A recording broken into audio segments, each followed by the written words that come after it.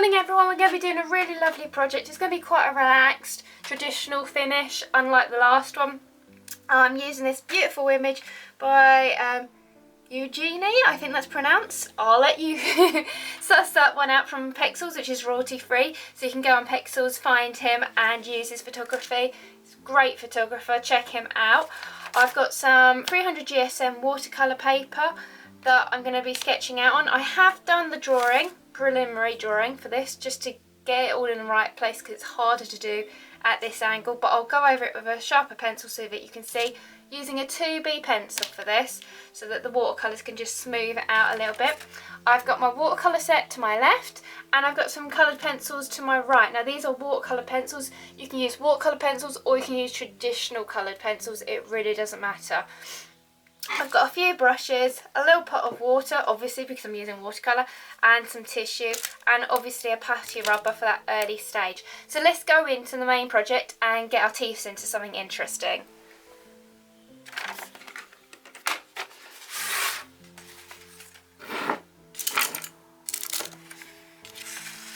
Right, so if I just take my image here, and I've already done a preliminary drawing on the paper, but I'm going to go over it slightly harder than I'd probably recommend you doing because it's just for the camera so that you can get a feel for what you should be drawing down and really where things should be looking at going. This is going to be quite a realistic artwork, not so abstract, so therefore I would recommend spending the time just to get things in the right place and the right position. If you're looking at getting this drawn out, first of all get this arch in here, get a halfway point so that you know which tree at halfway across the bottom of your reference image should be coming up here. You can also mark how high up this arch should be and where it should be leading into the picture. Let me just get this quickly drafted down. I wish I could draw this quickly, but I just usually need a little bit more of an angled surface so that I can see where everything should be.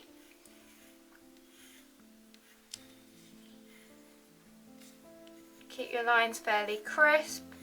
If you make any mistakes on watercolour paper, I would highly recommend that you use a putty rubber.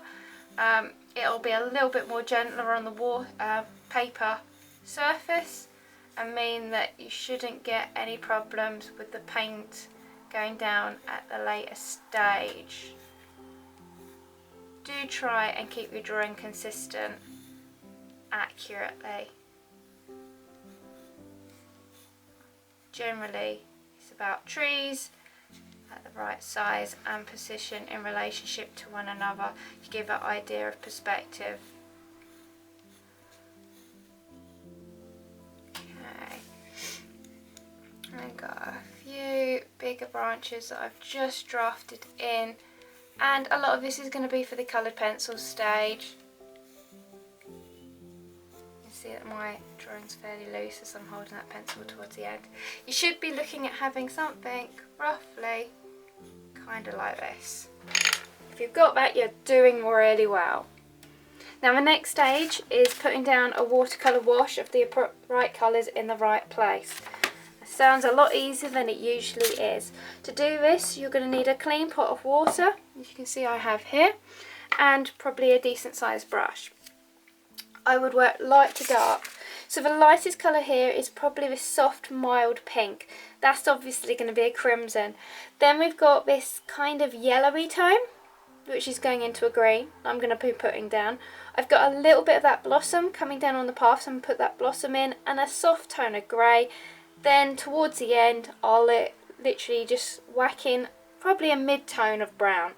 I'm going to make those darker using my pencil so that I can use it really nice and slow and get things accurate. Now this pink, let's just grab a little bit of water on our palette. I'm going to pick up a little bit of crimson. My paper is dry, I'm not wetting the paper for this because I want to be quite accurate at where I'm putting it. Now, with watercolours, the more water you add, the softer and lighter the tone. Keep that in mind. I'd recommend working from the top section up. And if you're finding that you're a little bit too pink, and with this, I want you just to use the brush quite lightly, just puff it in. If you're too pink, add a little bit of water and just soften it out.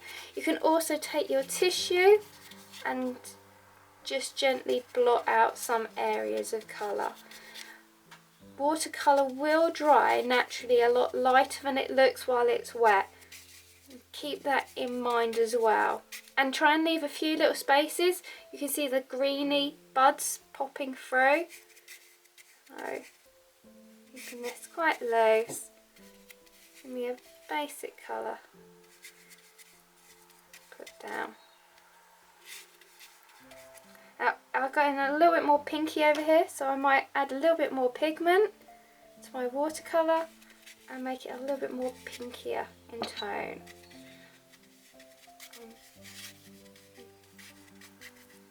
I'm going to take a tissue and I'm going to blot some of this off.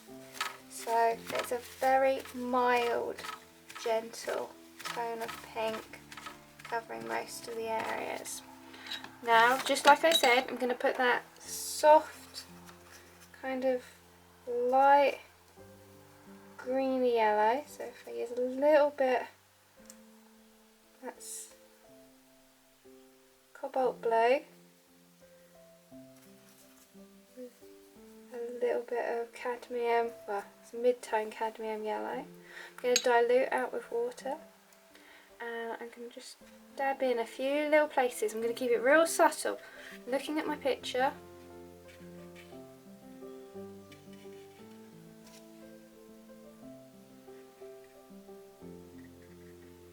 If anything, it's a little bit of kind of an orangey sweep.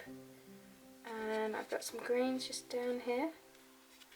Anything, I think it's a little bit more yellow. So if I grab a little bit of yellow and feed that yellow.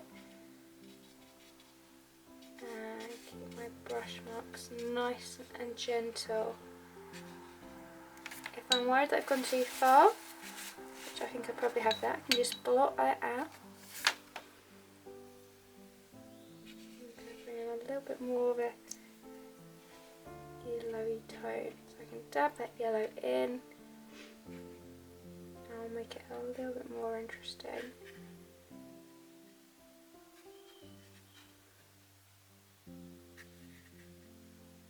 I'm going to take a little bit of an orange. Now you can mix your orange or you can use a pre-made. And I'm going to dab that in as well. A few places.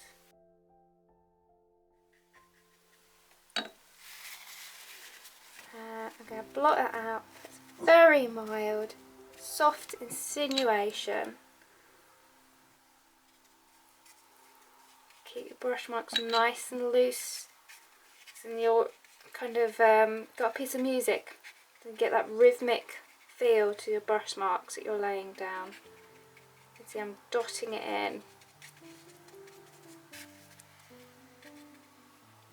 Now I'm going to take some of that pink and layer it in down here.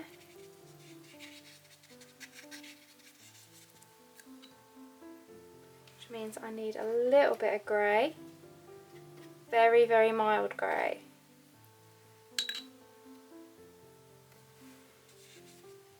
A little bit more. You're going to find that you have to put in a little bit, try a little bit on your paper and see how strong the tone is, because it can look a little bit different on the palette compared to your piece of paper. And then I'm going to blot out, because you can see some of the bits of grey, a little bit softer than others. And now for the trees, I need to go in with a little bit of a stronger brown. So I'm just going for a quick pre-made brown. You can mix your brown if you want to.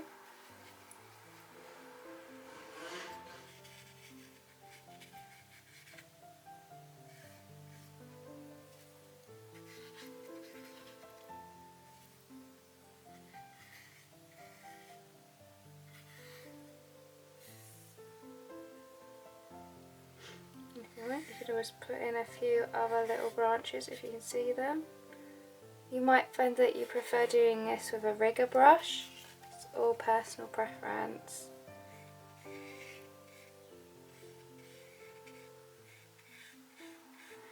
probably a finer brush than I'm using, you also may find that a lot easier.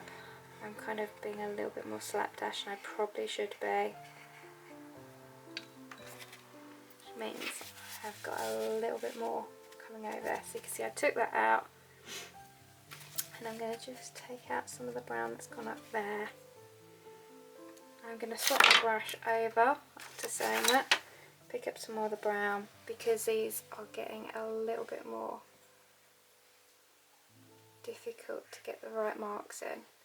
Now this tree here's got that silvery shine, so I'm not going to go all the way down the tree. I'm going to go partially, and then I'm going to blot off brown.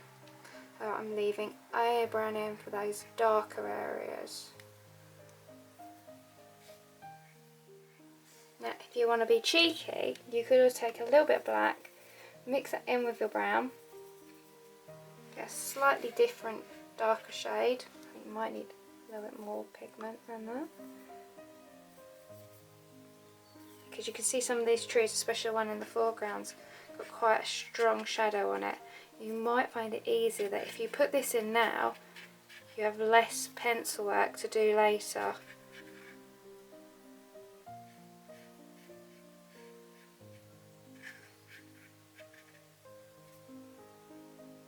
Now be careful, because some of this tree's got green mould on it, so don't go too mad with your brown.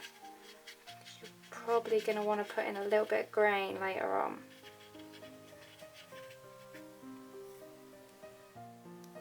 Careful for highlights and textures.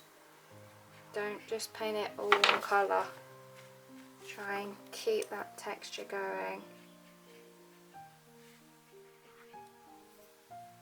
Okay, so if you're going to draft in a few extra brushes for those upper branches, it will save you more pencil work later on in the project.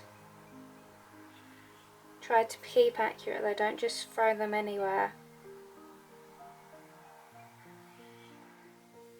Okay, and then I'm going to just work in a little bit more of that yellow. On a brush, it's easier to be a little bit more accurate.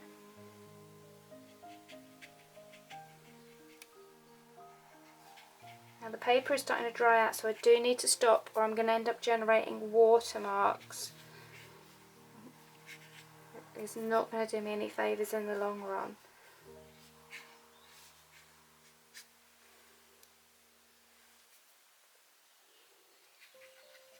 Right, so at this stage I'm going to stop. I can see the paper slightly waving on the surface of my desk. Let this all dry, and then I'm going to come back and do a little bit more pencil refining ultimately. What you can do is, if you see any extra branches down here, you might find that you want to just pick up, I can see them now, a few extra branches coming out. You can do this later on, it's not a big problem, but it's quicker and easier at this stage with a brush. So it's up to you on where you want to go with this. Right, so let's let that all dry, and then we'll come back and do some pencil work. Right, so I've cleared away my watercolours, my paper is nice and dry. I've got a little bit of a watermark just down here, but I can work that out. So I'm now going to go in with some pencils. These are water-based coloured pencils. You can use either, it really doesn't matter. It's about building up quite a fine body of drawing work ultimately. So it's colouring in. I'm going to start with the trees and get those down to begin with, because I find that a little bit easier. Now within the trees on my reference image, I can see a little bit of a kind of moss going on there. I'm going to introduce some green and gradually build that up into a few places. It's going to look a bit bright, because with the pencils what you're looking at doing is layering up. Now the idea was that you get down this wash, and it saves you a whole load of coloured pencil work. It's something to work up on top of. Now I'm laying down a little bit of green moss. Then I'm going to start building up some browns.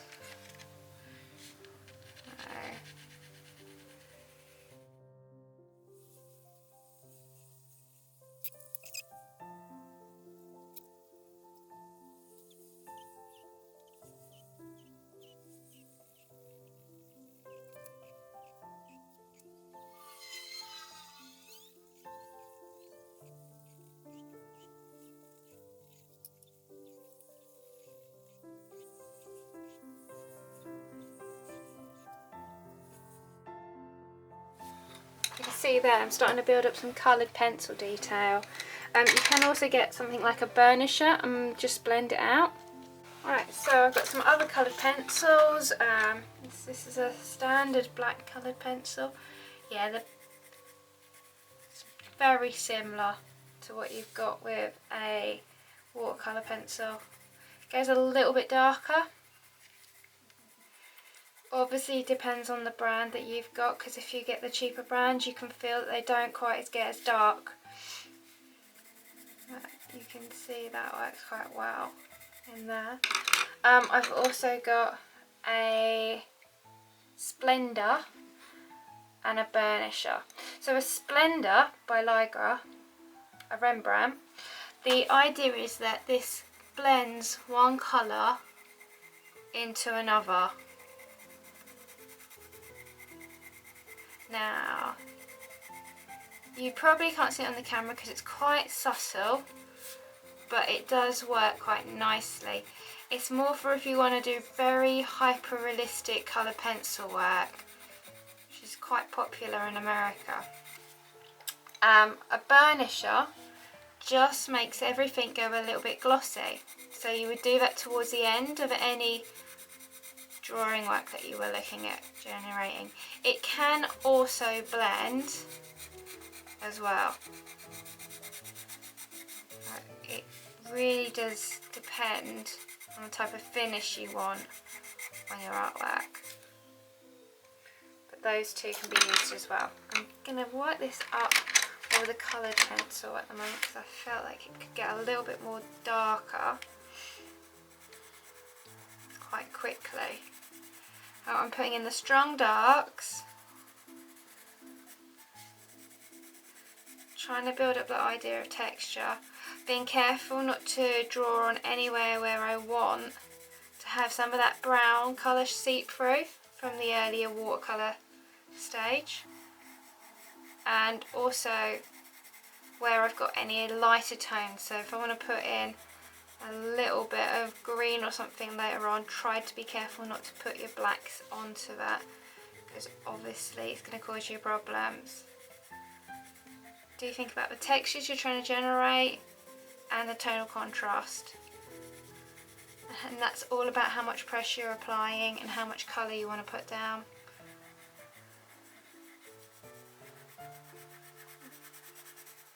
It's one of those really lovely trays where it's full of texture, so it will require a little bit more of a working up of multiple layers to generate that realistic feel to the bark, which you can see I'm doing here.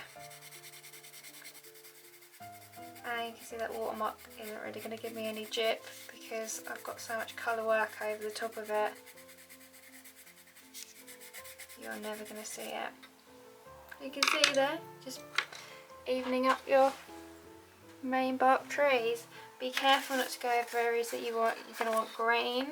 Right. A little bit more of a muckier green that I bought. I'm going to build that up more in a few areas.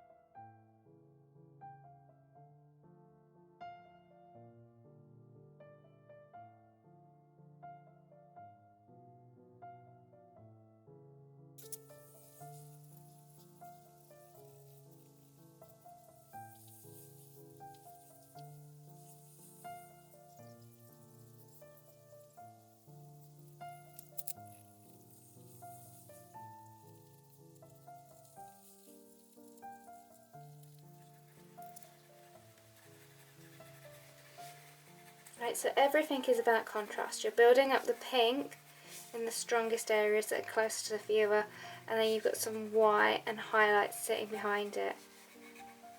Have fun, think about the types of marks you're generating, and keep it fairly loose or it's going to look a bit messy.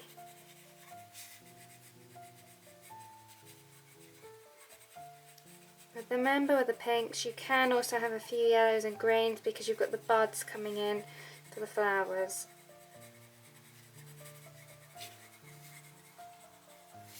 Well, the more realistic and more time you take, the better the results will be, but this will give you a fundamental, basic kind of understanding of how to start off and build up your drawing.